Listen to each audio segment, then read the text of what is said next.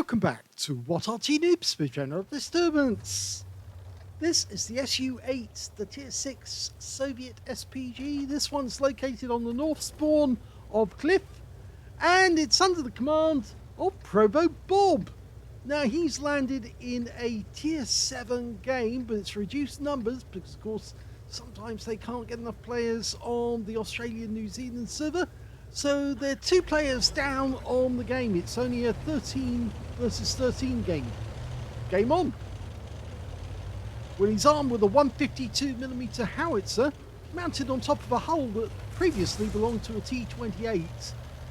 And he's capable of doing 550 alpha and penetrating 38mm of armor.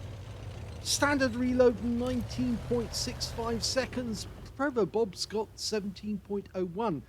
So basically, this Arty is the new M44 because it's got a fire rate very similar to the M44 and similar damage as well. Okay, VK2801-105 tried to go up the hill, but he's got countered by our guy. He didn't move forward because if he does, he's going to get hit. But he has been hit by ProvoBob right in his rear. And I don't know why that didn't penetrate because it should have. The armor on the VK is fairly thin on the rear, and he took a direct hit for 212, which is a non-pen roll. Can ProvoBob hit him again? Well, it splashed him this time for 132, and he got some stun assist, and he's out the game, but unfortunately our VK took a big hit as well. I think he was derped by the enemy VK. Over here on the other side of the battlefield, we've got a Tiger 131. Bob fires around ahead of its path. Oh, and he hit it! He actually hit it because there was no explosion there, so it looks like he got a direct hit. Unfortunately, we lost our VK2801-105 because the enemy M6 managed to get a kill shot. Meanwhile, the enemy's trying to get through the Western Pass, and there's the T20, which is one of the Tier 7 enemy tanks. If he can do that one, he gets extra hit points, extra XP rather. 224 from that strike alone. Can he get another shot in? It'd be nice if he did, because it's worth more to him. There's only one other Tier 7 tank in the game, and that happens to be a T29. And the T20's gone, and there's the T29. We can just see him in the background as ProvoBob hits the M6. I think he's going to focus on this M6 for the moment. The T29's hiding behind a rock. Can't get a shot on him at the moment. But that M6 is kind of exposed because he came around the corner and now he's stuck here. And he's getting hit.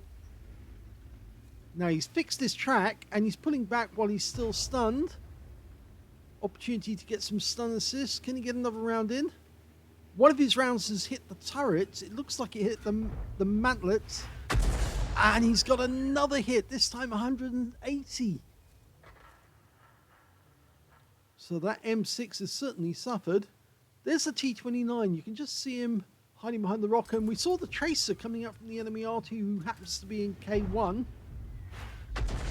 Oh, he splashed the guy instead. 53 hit points from a splash round. Okay, Skoda T25. Now, he's got very thin armor. Decides to come out round the corner. Not a good idea because he can be penetrated by ProvoBob, and if he does get a pen, he might wipe that guy out with just one round. Okay, lined the shot up, and he does get a hit, but he doesn't pen him. 257 hit points. Can't see where the shell landed because there's no mark showing. It might actually be on the rear of the vehicle, but here he comes. He's coming forward, and ProvoBob can finish him off now. Rounds out. He splashed him for 164, but he didn't get the kill. But I think that Skoda's not going to last very much longer. And if he stays there for any length of time, Bob will probably splash him to death himself. Rounds out. Yes, he does get the splash kill. Nicely. Okay. So we're 1 down on the enemy at the moment. Bob spotted a VK3601H. Rounds out. Well, he didn't get the kill, but the VK did get taken out by a KV2 just after he stunned him. So he got the stun assist off that one. Okay, the M6 has come back again, but he's still hiding behind that rock.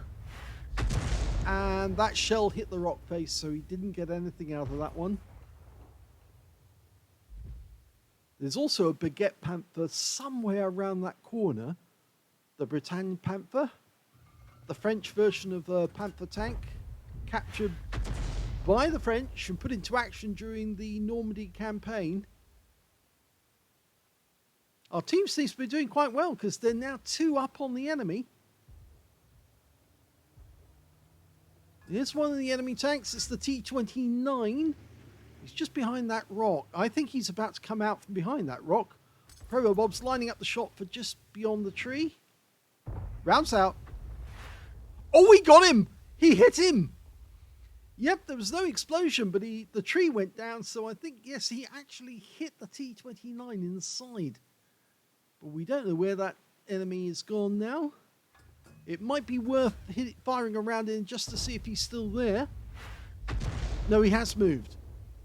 In fact, there he is. He's actually behind that rock now. And the M6 has decided to go up on top of the hill, and we've just noticed where the Baguette went. Yep, the Bretagne Panther's gone up into the sniper's nest. And he's been spotted, which means it's rather dangerous for him now. Well, RNG protected that Baguette because the round landed to the left and missed the Baguette altogether. But we might get another try. Okay, there's the M6. Can you get a shot into this one? He's dialed in nicely. And that's a kill shot. Direct hit right on the side of the M6. Took him out of the game. So that's a good kill. And that's ProvoBob's second. Okay, he's gone straight back to the Baguettes because he's probably still there. He fires in blind just to see if he can wake the guy up. He's probably there. That may have stunned him. Just can't see it. Oh, now we just saw that shell hit something, and yep, there's the Baguette. He actually was still hiding in that corner, and he pulled back. Now ProvoBob can fire around, and this time he might have more luck. And he does, and the kill shot comes in from our Type 58, and the Baguette is now completely fried. Okay. That means there's only 3 enemies left, the T-29, an SU-100, and also an AMX-13 F3AM. Rounds out the T-29. Just misses him, but it stuns him. And he's picked up some stun assist. And there's the kill shot that finishes him off from RM6. That means there's only 2 enemies left. And we can't see the SU-100, but we believe that the AMX-13 F3 was in this corner. And I just saw a tracer coming out from that corner. So he's kind of guessed that he's behind the rocks in that corner there in K1. We did see him earlier in the game. And there's the SU-100. He's finally been spotted, and he's starting to take some damage. Okay, he's pulling back to get into cover in the dip in the ground there. ProvoBob's fired a round in. It lands short. Well short of the target. And we can see the tracers still coming out from that corner. Yes, he's wondering where that guy is. The SU-100 is starting to take some serious damage.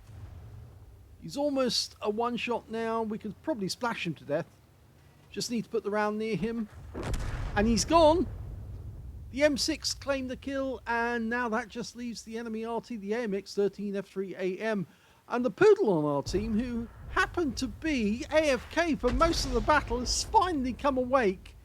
And he's racing to get down to the enemy cap area as quickly as he can. In the meantime, we're trying to play Russian roulette with that enemy Arty. Trying to find out where he is by firing in around here and there and everywhere. He's only got 1 round of ammunition left now. He's run out of ammo. You only get 26 rounds in an SU-8. He's down to his last one. Luckily, it is still an HE round. The Poodle's almost at the cap area. He'll be able to spot for us. Hopefully, he'll find that Arty, and then we can pump the round into him. Where are you? You are in there somewhere. There he is. Rounds out. Well, it appears that the AMX derped the Poodle and then got taken out by the M6 up on the hill. Here's the end of battle stats, and that was an ace tanker game for ProvoBob in the SU-8. Very well played. He got a bruiser medal for getting at least 5 critical hits. In fact, he managed to get 8. And he got a Confederate as well for hitting more of the enemy than anyone else on his team. And his win rate from that one was 4,162, which is more than Super Unicum standard. Very nice. Let's have a look at team score. Well, the highest damage in that game went to the Type 58 on his team, who got a high caliber for 2,445 hit points, but he didn't survive the battle, sadly. But ProvoBob got the second highest damage, and he did survive the battle with 2,292, and they were the only 2 players who managed to get over 2,000 hit points of damage. The third player in the game that actually managed to get close was the AMX-13F3 on the enemy team, who got 1,986 hit points of damage. When it came to kills, it was shared between the M6 on our team and the AMX-13F3 AM on the enemy team. They both got 4 kills apiece, and in joint second place was ProvoBob with 2 kills, the Type 58, and the M6 on the enemy team that ProvoBob killed. When it came to base XP, it's ProvoBob who got it this time, because not only did he actually do actual damage, but he got stun assist as well. 1,134 base experience points went to ProvoBob, 1,027 went to the Type 58, and they were the only 2 players who managed to get over 1,000, with the third place man going to the M6 with 858. ProvoBob fired all of his ammunition in the end. If he got that last kill, he would have got a Faden's medal, but sadly he didn't. Actually, the shell hit his teammate, the Poodle, but then that Poodle hadn't really been active for most of the game, and so therefore it was unfortunate he happened to be in the same space at the same time. 10 direct hits on the enemy, 20 splash, and 2,292 hit points of damage, all of it done at more than 300 meters. He hit 8 of the enemy, killed 2, so there's your 6 kills for the Confederate, and 1,335 hit points of stun assist off 17 stuns. And this is the good bit, because you can see the amount of damage the Type 58 did to get the high caliber was 2,445. ProvoBob got 2,292, but what the Type 58 didn't get, because he only did 275 hit points of spotting, ProvoBob had that extra, that bit that really made the difference, that 1,335. So the combined damage actually from ProvoBob was actually closer to 3.5k, which is a little bit more than the amount that the Type 58 managed, and that's why he got a higher base XP at the end of the game than the Type 58 did. Go back to the details, we can see that, yes, he got 1,335 hit points of stun assist off 17 stuns. He earned 34,651 credits on a free-to-play account, and after resupply of ammunition took away 13,591 credits profit. 1,134 base XP, times 2 for the first victory, 2,268 experience points altogether. I'm sure Bob was really pleased with that, because it's a nice ace tanker, especially when you consider as well that it was 2 tanks short of a normal load. So it's difficult to score an ace tanker unless you really put some effort into it when you've got a reduced load, especially when there's bots about as well. Although you do get the same XP as you would for killing ordinary tanks in a bot game, where the bots make up the numbers. Remember, with a reduced numbers game, you have to work harder to get your share, enough to get the ace tankers. So very well played by ProvoBob to get an ace out of this one. And I suspect that Type 58 also got an ace because, of course, he got the high caliber. If you enjoyed that replay, please give this video a like. Do subscribe to our channel. Leave a little comment down below because it feeds the algorithm. And thank you for watching.